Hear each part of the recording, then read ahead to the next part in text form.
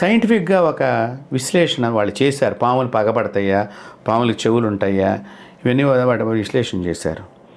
విశ్లేషణ చేసిన వాళ్ళు ఏం తెలుసుకున్నారంటే, పాముని మీరు కొట్టారనుకోండి చంపడానికి, ఇక్కడ ఆ చంపే క్షణంలో, ఇది కూడా మన వేదంలో చెప్పారు. వీళ్ళేదో మేము కనిపెట్టాం అంటున్నారు, కానీ మన వేదంలో దీని గురించి చాలా క్లారిటీగా చెప్పారు. ఈ చంపే క్షణంలోటమ్మా అది పోట్లాడుతుంది మనతో, తప్పించుకోవడానికో పక్కకి జరిగిపోవడానికో ఇది.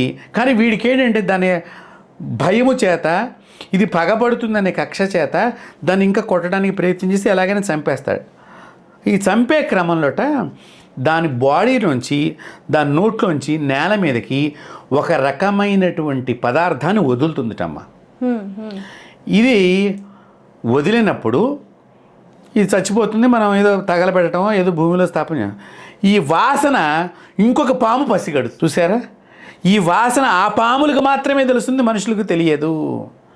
అప్పుడు ఇంకొక పాము ఈ వాసన దగ్గరికి వచ్చి, ఇక్కడ నా వాడెవడో వేయబడ్డాడని ఈ దగ్గర తిరుగుతూ ఉంటే, మీరు అది వేరే పాము వస్తే ఇది పగబట్టిందని మీరు అనుకుంటున్నారని ఈ సైంటిఫిక్ వాళ్ళు చెప్తున్నటువంటి మాట.